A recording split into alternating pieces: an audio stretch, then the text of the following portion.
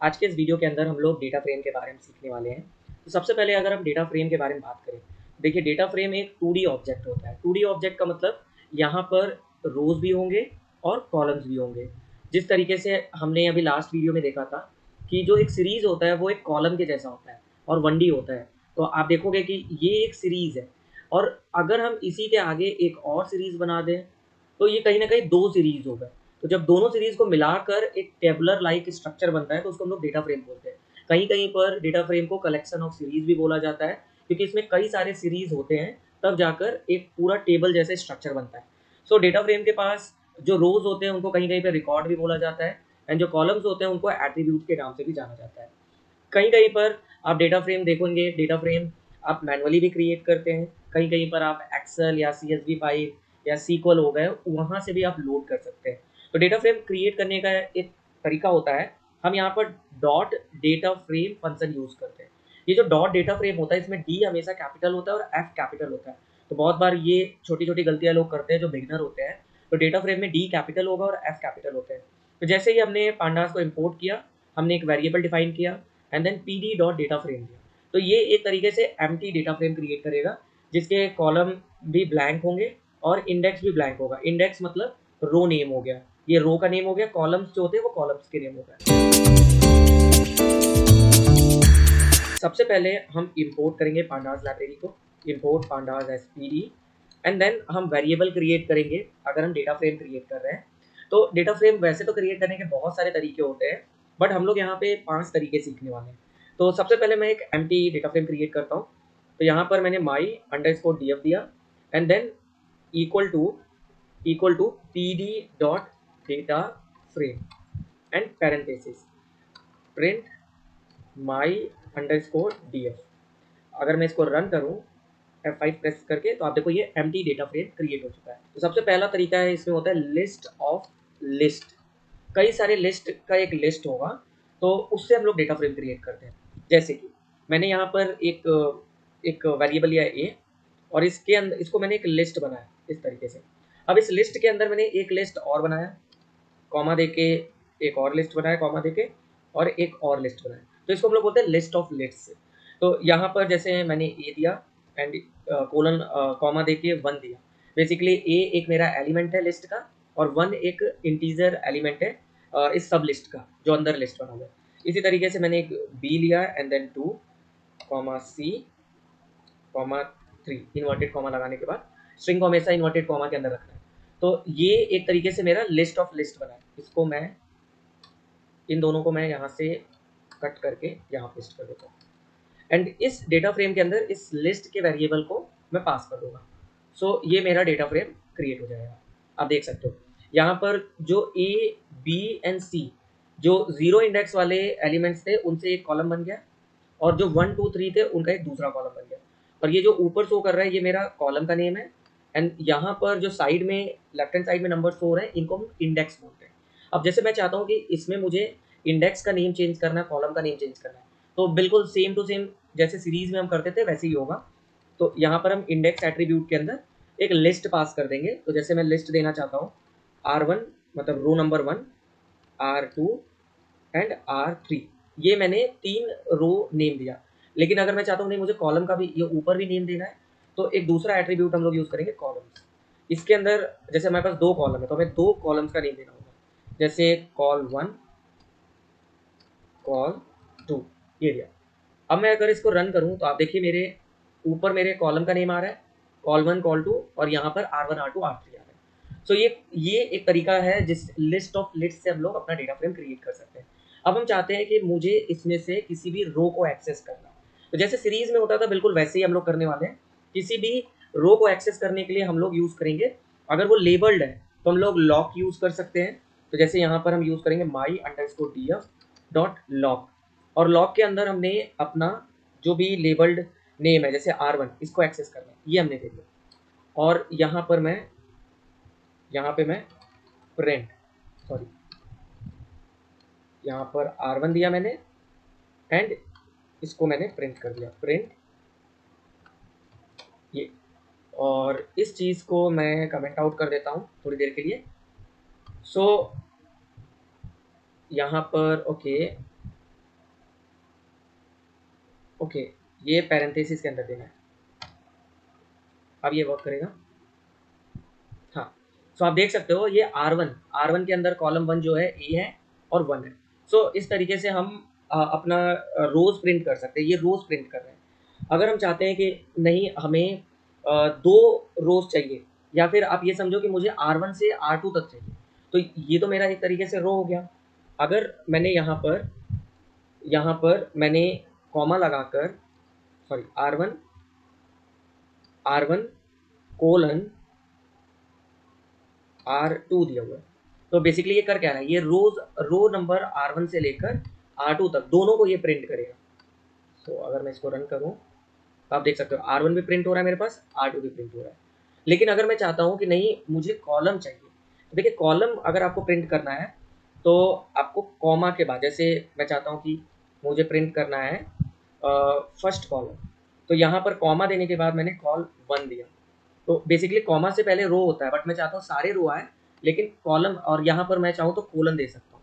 Colon का मतलब होता है सारे रो कंसीडर कर लेंगे।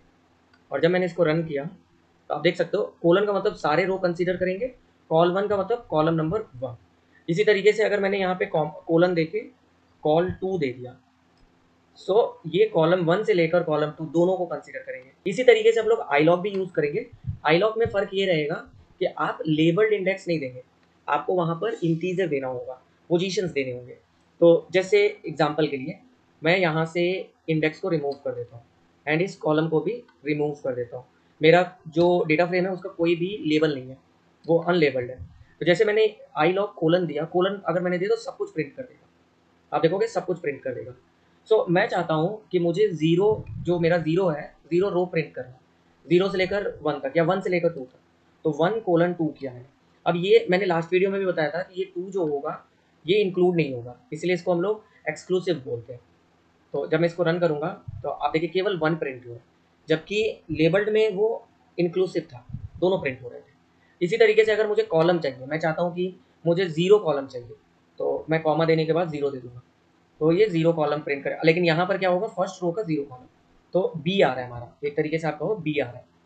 लेकिन अगर मैं यहाँ से रिमूव करके केवल ज़ीरो दे रहा हूँ, कॉमा ज़ीरो, तो इसका मतलब है जो मेरा कॉलम, हाँ यहाँ कोलन देना होगा, कोलन कॉमा ज़ीरो, इसका मतलब हुआ पहला कॉलम पूरा का पूरा ये प्रिंट कर देगा। सो आई लॉक और लॉक में डिफरेंस आपको पता होना चाहिए, कई सारे इंटरव्यूज़ में पूछे जाते हैं इसके बारे में। दूसरा तरीका है हमारा dictionary of list. Dictionary of list, list, ठीक है। अब जैसे हमारे पास एक डिक्शनरी है, मैं इसका भी नाम ए रख रहा हूँ। सो ये जो हमारे पास ए है, इसके अंदर मैं एक डिक्शनरी क्रिएट कर रहा हूँ, ब्लैंक डिक्शनरी। सो करली ब्रेसेस हम लोग यूज़ करेंगे ऐसे। अब इसके अंदर हम, जैसे मैं पता है डिक्शनरी के अंदर की एंड वैल्यूज होते हैं, तो कीज दिया और वैल्यूज में मैंने लिस्ट दिया, जैसे one comma two comma three, फिर कॉमा बी दिया और B colon four comma five comma six, ये हो गया। सो हमेशा याद रखना है डिक्शनरी के अंदर जो कीज होते हैं वो कॉलम का नेम होता है, हमेशा याद रखना है आपको। अब मैं अगर इसको रन करूंगा तो ए और बी कॉलम का नेम होगा। इसको मैं अनकमेंट कर देता हूँ पहले। हाँ, सो ए जो है वो मेरा की है जिसके अंदर वन टू थ्री है, तो वो एक सिंगल कॉलम बन गया। और बी जो है वो मेरा एक दूसरा कॉलम है जिसके अंदर फोर फाइव सिक्स है। So list of dictionary of list से भी हम लोग डेटा फ्रेम क्रिएट कर सकते हैं। इसको भी मैं कमेंट आउट कर देता हूँ। अब हम लोग तीसरा तरीका देखने वाले हैं, जिसको हम लोग बोलते हैं list of dictionaries. List of dictionaries, तो हमें एक वेरिएबल क्रिएट किया है ए, इसके ये लिस्ट है, इसके अंदर हम अलग अलग डिक्शनरीज क्रिएट करेंगे। जैसे ये मेरा पहला डिक्शनरी हो गया, ये दूसरा डिक्शनरी हो गया, और डिक्शनरी के अंदर हम अपना की एंड वैल्यू पेयर्स देंगे। जैसे ए के अंदर मैंने वन दिया, कॉमा बी मेरा कॉलम का नेम है जिसके अंदर मैंने टू दिया। इसी तरीके से नीचे भी मैंने ए, इसके अंदर थ्री दिया, कॉमा बी कॉलम के अंदर मैंने फोर दिया। इसको अगर मैं रन करूंगा तो देखिए ए और बी जो है ये दो कॉलम मेरे क्रिएट होंगे। एंड आप देखोगे यहाँ पर ए के अंदर जो ए के कॉरेस्पॉन्डिंग वैल्यू था वन थ्री, वो एक सिंगल कॉलम में है, और बी के कॉरेस्पॉन्डिंग जो टू और फोर था वो दूसरे कॉलम में है। सो ये तीसरा तरीका है जो हम लोग यूज़ करते हैं डेटा फ्रेम क्रिएट करने के लिए। हम लोग एक्सेल फाइल और CSV फाइल से डेटा इंपोर्ट करेंगे अपने पांडास के अंदर। तो मैं सबसे पहले आपको अपना एक्सेल फाइल दिखा देता हूँ। ये मेरा दो फाइल मैंने यहाँ पे क्रिएट किया है, एक एक्सेल फाइल है, एक CSV फाइल है। सबसे पहले मैं CSV फाइल को इंपोर्ट करूँगा। तो आप देख सकते हैं यहाँ पर मैंने एक सीट बनाया CSV का। इसके अंदर 2 कॉलम्स है, एक सीरियल नंबर है, एक डेटा है। डेटा के अंदर मैंने कुछ वैल्यू रखा है, सीरियल नंबर के अंदर कुछ वैल्यू रखा है। इसी तरीके से मैं अगर एक्सेल फाइल आपको दिखाऊँ, तो इस एक्सेल का सीट नेम जो है सीट 1 है, और इसके अंदर भी मैंने 3 कॉलम्स क्रिएट किए हुए हैं।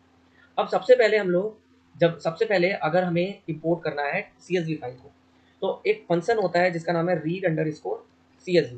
ये बाय डिफ़ॉल्ट पांडास के अंदर आपके लाइब्रेरीज़ के अंदर मिल जाते हैं, तो अलग से कुछ आपको करने की ज़रूरत नहीं है। सो रीड अंडरस्कोर CSV ये इंपॉर्टेंट चीज़ है, और यहाँ पर हम लोग pd dot read underscore CSV करेंगे। इसको मैंने ए वेरिएबल के अंदर स्टोर कर दिया, और इस पैरेंथेसिस के अंदर हमें कंप्लीट पाथ देना होगा। हमारी फाइल जो है विद पाथ देना होगा। सो जैसे ये मेरी फाइल इस लोकेशन पर है। सो इस पाथ को मैंने यहाँ से कॉपी कर लिया, यहाँ पे पेस्ट किया। आपको इस पाथ को डबल कोट या सिंगल कोट के अंदर देना है, ऐसे दिया। और यहाँ पर आपको फॉरवर्ड स्लैश यूज़ करना है। अगर आप बैकवर्ड स्लैश यूज़ करोगे तो आपको 2 बार देना पड़ेगा, बट ईज़ी ये है कि आप फॉरवर्ड स्लैश कर दो। फॉरवर्ड स्लैश मतलब आगे के साइड झुका हुआ रहता है, और बैकवर्ड स्लैश जो होता है पीछे के साइड ये डंडी झुकी हुई रहती है। तो मैं इस तरीके से याद रखता हूँ। तो फॉरवर्ड स्लैश हमें यहाँ पे देना है, एंड इसके बाद अपना फाइल नेम दे देंगे। सो फाइल नेम अभी हम लोग CSV फाइल लोड कर रहे हैं, तो CSV फाइल कंप्लीट एक्सटेंशन यानी कि डॉट CSV के साथ में देना है। So Excel underscore CSV dot CSV। So ये हमारा फाइल कहीं ना कहीं रीड हो रहा है, और इस डेटा फ्रेम मतलब फिर my underscore DF PD dot data frame, और इस ए को मतलब इस फाइल को हमने यहाँ पर पास कर दिया। अब जैसे ही मैं रन करूँगा, आप देखोगे मेरा यहाँ पे कंप्लीट जो टेबल बने हुए थे CSV के अंदर सब कुछ आ चुके हैं, और इंडेक्स जो है वो बाय डिफ़ॉल्ट आ रहा है। तो ये हमारा CSV फाइल लोड करने का तरीका है। लेकिन अगर मुझे एक्सेल लोड करना है, एक्सेल फाइल को लोड करना है, तो कई बार तो ऐसा होता है कि वो पांडास के साथ में ऑटोमेटिकली आपके पाइथन के अंदर आ जाते हैं, बट कई बार नहीं होता है, तो हमें एक दूसरी लाइब्रेरी इंस्टॉल करनी पड़ेगी। तो उसके लिए मैं वापस से टूल के अंदर ओपन सिस्टम सेल ओपन कर लेता हूँ। उस लाइब्रेरी का नाम है ओपन PY एक्सेल।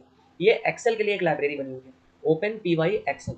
तो इसको आपको इंस्टॉल करना होगा, pip install open PY excel. मेरे में ऑलरेडी इंस्टॉल्ड है, तो ये सेटिस्फाइड लिख कर आएगा, ऑलरेडी सेटिस्फाइड। सो ये आप इंस्टॉल कर लेना स्टार्टिंग फर्स्ट टाइम में। एंड इसके बाद जब मुझे एक्सेल फाइल को रीड करना है, तो मैं यहाँ पर ए वेरिएबल क्रिएट कर रहा हूँ, and then pd dot read underscore excel दिया मैंने। यहाँ पर हम कंप्लीट पाथ देंगे जैसे हमने CSV के लिए दिया हुआ था। सो मैं इसी को कॉपी कर लेता हूँ, क्योंकि ऑल सेम ही फोल्डर के अंदर रखे हुए फाइल, बस फाइल का नेम डिफरेंट है। फाइल का नेम क्या है मेरा, आप देखोगे यहाँ पर एक्सेल एग्जाम्पल डॉट XLSX ये दिया हुआ है। सो इस फाइल का नेम मुझे चेंज करना है, XLX ये कर दिया। सो ये मैंने रीड अंडरस्कोर एक्सेल दिया, pd dot read underscore Excel.